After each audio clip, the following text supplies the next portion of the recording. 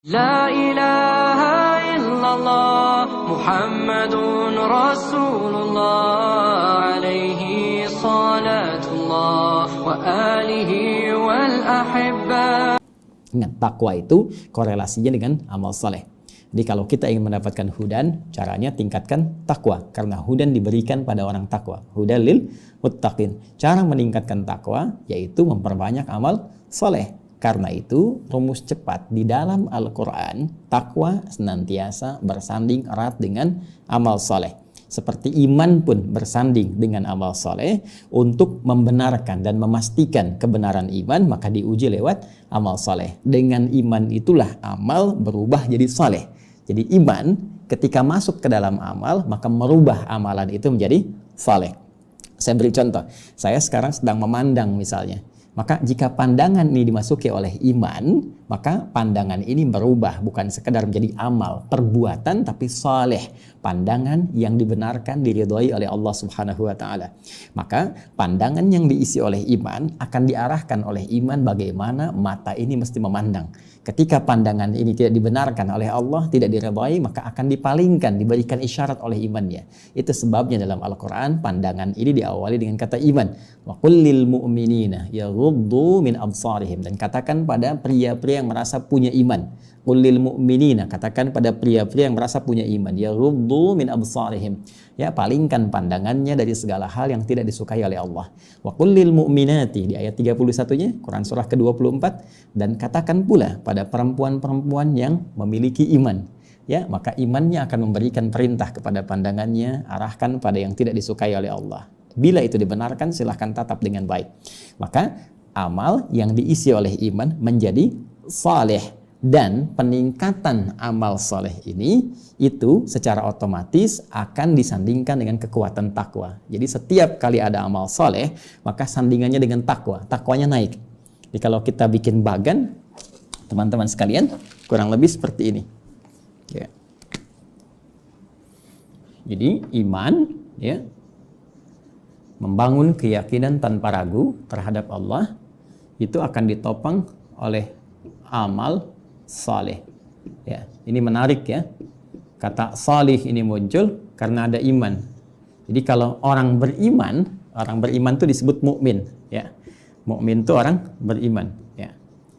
Perempuannya mukminah, ya, singkat tambah di ujungnya. Mukmin, mukminah. Muslim, muslimah, ya kan? Muhsin, muhsinah. Demikian seterusnya.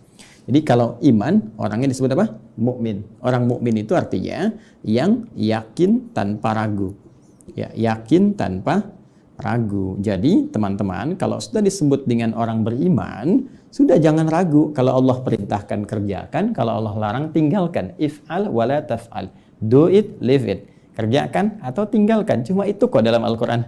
Ya, cuma itu dalam hadis-hadis Nabi Sallallahu Alaihi Wasallam. Dua dalam kehidupan sebagai titah syariat. Kerjakan atau tinggalkan. Kata Allah misalnya bagi laki-laki, ya, kerjakan ini, kerjakan. Tinggalkan ini, tinggalkan. Bagi perempuan, kerjakan. Berhijab engkau, berhijab. Ya, tinggalkan ini, tinggalkan. Jangan berdusta, jangan berzina, jangan korupsi. Selesai.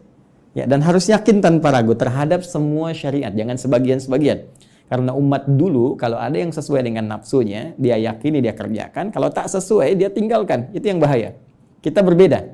Ya, kita berbeda. Semua yang Allah perintahkan. Wa ma atakumur rasulu fakhudhu wa ma nahakum anhu fantahu. Semua yang disampaikan oleh Rasul diperintahkan cepat kerjakan. Jangan pilah-pilah.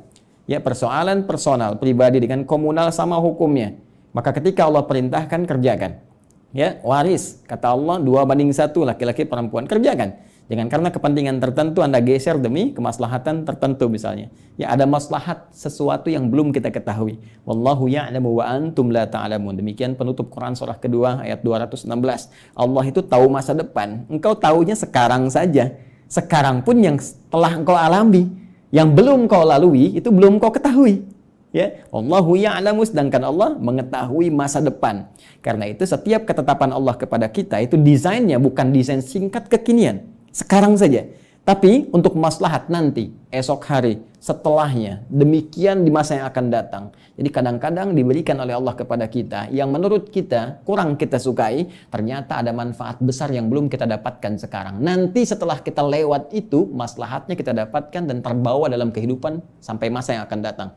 Asa an takrahu syai'an fahuwa khairul lakum wa asa an tuhibbu syai'an wa huwa syarrul lakum wallahu ya'lamu wa antum la ta'lamun. Itu di Quran surah ke-2 Al-Baqarah di ayat 216. Paling kiri, agak sedikit ke atas posisinya, ya. Orang yang yakin tanpa ragu disebut dengan mukmin. Perempuannya mukminah. Dia punya iman. Iman ini akan menjadikan membimbing seluruh perbuatannya. Amal itu perbuatan, teman-teman. Ya, amal itu perbuatan, ya. Tulisannya begini, ya. Amal. Ya. Amalun. Ingat ada amal pakai hamzah, ya, amal, amalun. Baik, ada amal itu beda.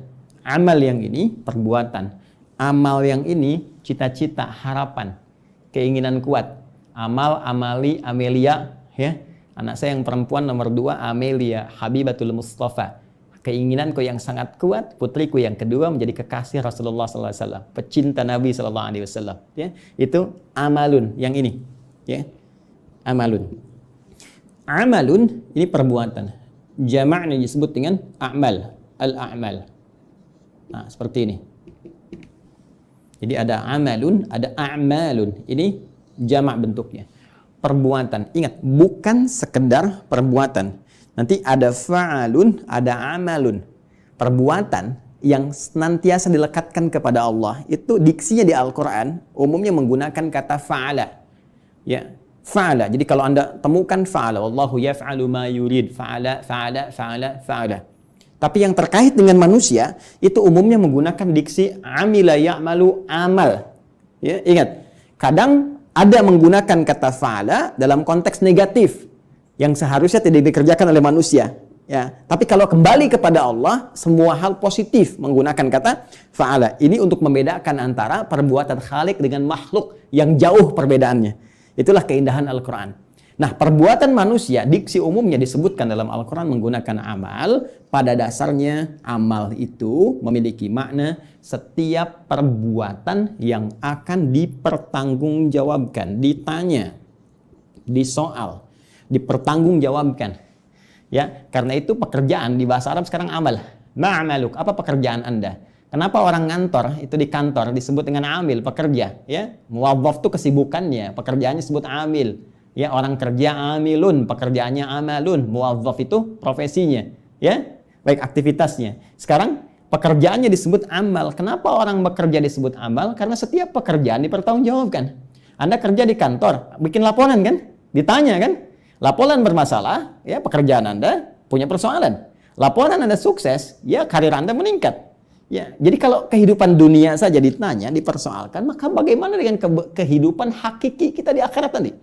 Kehidupan abadi kita. Karena itu, kenapa dalam diksi Al-Quran perbuatan manusia menggunakan kata amal? Karena setiap detil aktivitas manusia itu akan ditanya, dipersoalkan, dan dipertanggungjawabkan di hadapan Allah Subhanahu wa Ta'ala. Sekecil apapun akan ditampakkan, diperlihatkan, ditanya. Ya, faman ya'mal mithqala dzarratin khairan yarah wa man ya'mal mithqala dzarratin syarran yarah. Maka sekecil apapun perbuatan, walaupun sebesar biji sawi, sebesar atom, sekecil apapun, kalau baik ditampakkan, ditanya, disoal, dihisab positif. Kalau jelek pun ditampakkan, ditanya, disoal, dihisab negatif. Semua punya muara, semua punya akibatnya. Karena itu mesti hati-hati, ya, mesti hati-hati.